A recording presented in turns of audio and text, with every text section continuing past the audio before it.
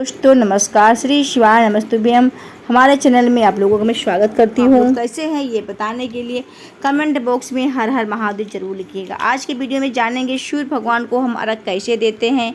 सूर्य भगवान को अर्घ देते समय हमें कौन सा मंत्र बोलना चाहिए, परिक्रमा कितनी लगाना चाहिए और सूर्य भगवान को किस पात्र से अर्घ देते हैं और कैसे देना चाहिए, विशेष रूप से इसकी भी जानकारी लेना बहुत ज़रूरी है फ्रेंड्स। और कौन सा उपाय आपको उस दिन करना है, इन सभी जानकारी के लिए आप लोग वीडियो को पूरा देखिएगा, आपको संपूर्ण जानकारी मिल जाएगी फ्रेंड्स। चैनल पर नए हैं, चैनल को सब्सक्राइब कर लीजिए जिससे कि वीडियो का नोटिफिकेशन आप लोगों तक पहुंचे, आप सही समय पर उपाय को कर सकें। तो आइए जानते हैं गुरु जी द्वारा, पंडित प्रदीप मिश्रा जी द्वारा सूर्य भगवान को अर्घ देने का तरीका और कौन सा उपाय उस दिन आपको करना है। इन सभी जानकारी के लिए आप वीडियो को पूरा देखिएगा। तो चलिए सुनते हैं गुरु जी द्वारा। शिव महापुराण के माध्यम से अभी तक ये बात सामने नहीं आई, पर शिव पंचायत कथा में आ रही है। तो सावधानी से सुनना। एक प्रश्न हमारे भीतर खड़ा होता है, जब हम सूर्य नारायण भगवान को अर्घ देते हैं, जल चढ़ाते हैं, तो वो जल पृथ्वी पर जब गिरता है तो उसके छींटे हमारे शरीर पर लगते हैं। क्या वो ठीक है? क्या वो श्रेष्ठ है? तो शिव महापुराण की कथा कहती है, जब हम सूर्य को अर्घ देते हैं, सूर्य को जल चढ़ाते हैं, वो पानी जब पृथ्वी पर गिरता है, उसके छींटे हमारे शरीर पर लगते हैं, तो वो श्रेष्ठता का भाव निर्मित करते हैं। वो गलत नहीं हो सकता। कारण अब वो भी समझ लीजिए।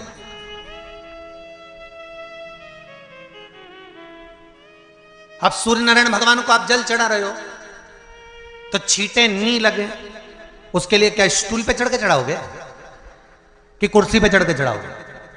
अरे बोलो तो सही। अब कई लोगों के दिमाग में यह बात भरा गई कि हम भगवान को जल चढ़ाते हैं, वो हमारे शरीर में छींटे लगते हैं, जमीन पे से पानी गिरता है, वो हमारे शरीर को छींटे लगते हैं, भगवान को अच्छा नहीं लगता होगा। कौन ने कहा? पहले तो उसको पकड़ के ला। मेरे राम जी महाराज, मेरे भगवान कृष्ण, बड़े बड़े संत, साधु, सन्यासी, तपस्वी, साधक, उपासक जितने भी हुए, जिन्होंने सूर्य की आराधना करी, इन्होंने टेबल पे चढ़कर या कुर्सी पे चढ़कर जल नहीं चढ़ाया। इन्होंने पृथ्वी पर खड़े होकर ही, क्योंकि पृथ्वी तत्व के देव हैं शिव।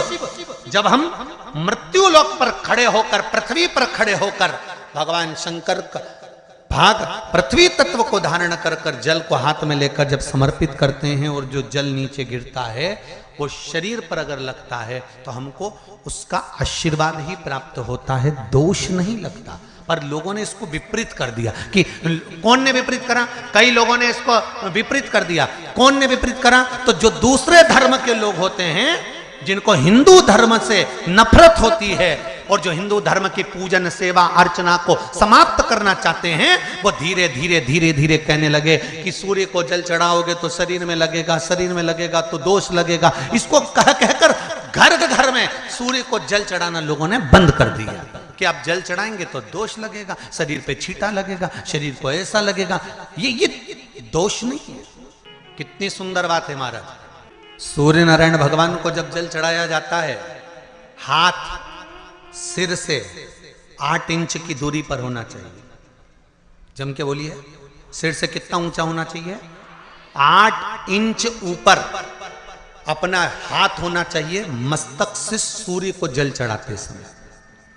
और न चांदी का, न स्टील का, न लोहे का, न प्लास्टिक का, न कांच का, न सोने का कोई बर्तन, न कांसे का, न एल्युमिनियम का, न पीतल का, केवल एक पात्र होना चाहिए, वो है तांबे का। काय का पात्र होना चाहिए? तांबे का पात्र।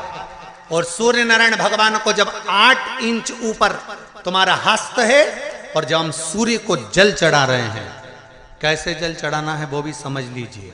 अगर कोई कैंसर का मरीज है, जिसके चेस्ट में कैंसर आ गया हो, लेफ्ट में, राइट में कहीं पर कैंसर आ गया हो, या कोई गठान आ गई हो, तो महाराज आप जल चढ़ाते समय उस जल की धार को सूर्य भगवान को जब चढ़ा रहे हो तो धार आपकी गठान की ओर जाना चाहिए, जिससे सूर्य की किरण उस जल में से आपके उस स्थान पर पड़े, उस जगह पर पड़े जहां पर गठान है। महाराज आप लगातार जल तो चढ़ाना चालू करो, अच्छे अच्छे डॉक्टर फेल हो जाएंगे और कह देंगे गठन ठीक हो गई। आपका लीवर और किडनी गड़बड़ कर रहा है, आप प्रतिदिन आपका स्वास्थ्य गड़बड़ रहता है, आप प्रतिदिन ये ज्योतिष शास्त्र के अंतर्गत, रत्न शास्त्र के अंतर्गत, ये रत्न शास्त्र, ज्योतिष शास्त्र, रंग शास्त्र जो हमारे यहाँ है, रंगों के हिसाब से ये जितने रत्न होते हैं, माणिक हुआ, मोती हुआ, नीलम हुआ, मूंगा हुआ, पुखराज हुआ, ये क्यों कहते हैं ये पीला है, ये सफेद है, ये नीला है, ये लाल है, इसको शरीर में क्यों पहनाते हैं? उसका कारण होता है कि जब शरीर में पहनते हैं सूर्य की किरण उसमें पड़ती है, हमारे शरीर पर वो कलर का इफेक्ट पड़ता है, उस कलर को शरीर पर लगता है, और शरीर पर लगता है तो हमारा शरीर धीरे धीरे, हमारी जो इंद्रियां हैं वो सही होने लगती हैं, काम सही होने लगता है। तो आप कहते हो ना सब, मैं कौन सा नक पहनूं, मैं कौन सा मोती पहनूं, मैं कौन सा पुखराज पहनूं, मैं कौन सा नीलम पहनूं, वो ज्योतिष शास्त्र के अंतर्गत, रत्न शास्त्र के अंतर्गत जितने रत्न हम पहनते हैं ये केवल उस किरण के लिए ही तो पहनते हैं कि जो सूर्य की किरण मिले, उस किरण का प्रभाव हमारे शरीर पर पड़े। तो इन सबसे अच्छा है कि सुबह शंकर भगवान का नाम लो, तांबा का लोटा में जल भरो, 8 इंच ऊपर सिर से हाथ होना चाहिए, और सूर्य नारायण भगवान का दर्शन साधारण नहीं, जो जल तुम चढ़ा रहे हो वो जल की जो धार आ रही है उसमें सूर्य का दर्शन होना चाहिए, तो कैंसर की बीमारी कभी नहीं हो सकती। लीवर, किडनी, हार्ट, आपके हार्ट में अगर तकलीफ है, डॉक्टर ने कह दिया कि इसमें नस चोक है, आपको कहीं ना कहीं छल्ला डलेगा, आपको कह दिया इसमें कुछ ना कुछ प्रॉब्लम आ रही है, आप सूर्य को अर्घ देना चालू कर दो, सूर्य को जल चढ़ाना चालू कर दीजिए। आप सूर्य को जल चढ़ाओ, वो जल की जो तरंग आ रही है, वो जल जो निकल कर जा रहा है, उसकी जो किरण आपके हृदय पर, आपकी छाती पर पड़ रही है, नाड़ियों में पड़ रही है, नसों में पड़ रही है, उसका बल देखो तो शरीर 1 महीना लगातार चढ़ाओ तो 15 दिन 20 दिन कर तो देखो। क्यों राम जी महाराज जल चढ़ाते थे, क्यों भगवान कृष्ण जल चढ़ाते थे सूर्य को, क्यों दशरथ जी महाराज जल चढ़ाते थे, क्यों कश्यप ऋषि जल चढ़ाते थे सूर्य को, सारे 33 कोटि देवता, सारे ऋषिवर, साधु संत सन्यासी तपस्वी साधक उपासक सब भगवान सूर्य को अर्घ दिया करते थे। क्यों देते थे, किस लिए? सूर्य नारायण भगवान को जल चढ़ाते समय आपके पंजों की एड़ी ऊंची नहीं होना चाहिए, ध्यान दीजिएगा। आपका पंजा पांव का पूरा की पूरा जमा होना चाहिए भूमि पर, हाथ कितने इंच ऊपर, 8 इंच ऊपर होना चाहिए। जल जो गिरे, सूर्य की किरण, सूर्य का दर्शन उस जल की रोशनी में करना चाहिए। क्या होगा उससे? जिस बच्चे को आंख में चश्मा लगा हो, मोटे से मोटा चश्मा लगा हो, छूट नहीं रहा हो, तो थोड़े दिन उसको सूर्य का अर्घ चढ़वाना चालू कर दो, और जल में से सूर्य का दर्शन कराना चालू कर दो। सूर्य का दर्शन जल में से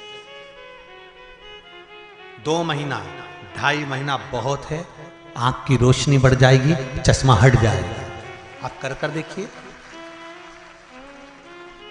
अब एक प्रश्न और खड़ा होता है सूर्य को अर्घ देने का। गुरुजी, पंचदेव पंचायत में सूर्य नारायण भगवान शंकर की पंचायत में हैं।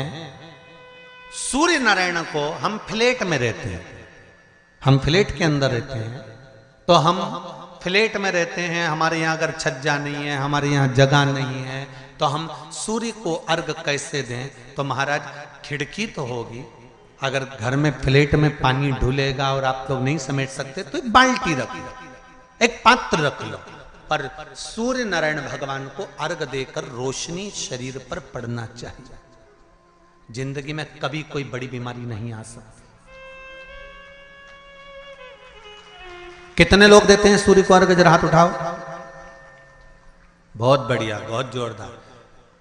पुरुष लोग भी देते हैं ना, चाहे बच्चे से बच्चा हो, बच्चों के हाथ में भी 1 लोटा पानी पकड़ाओ। घर में छोटे बच्चे हो ना, उनको तांबे का लोटा दो, पानी दो, जा बाहर खड़े हो जा, 1 लोटा पानी चढ़ा के।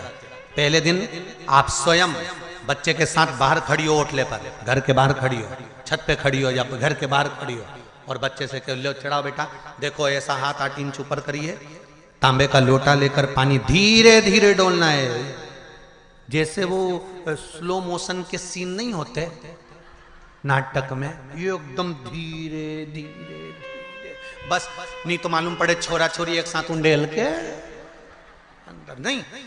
जल चढ़ाते समय उस पानी में से सूर्य की किरण पड़ना चाहिए, सूर्य की किरण।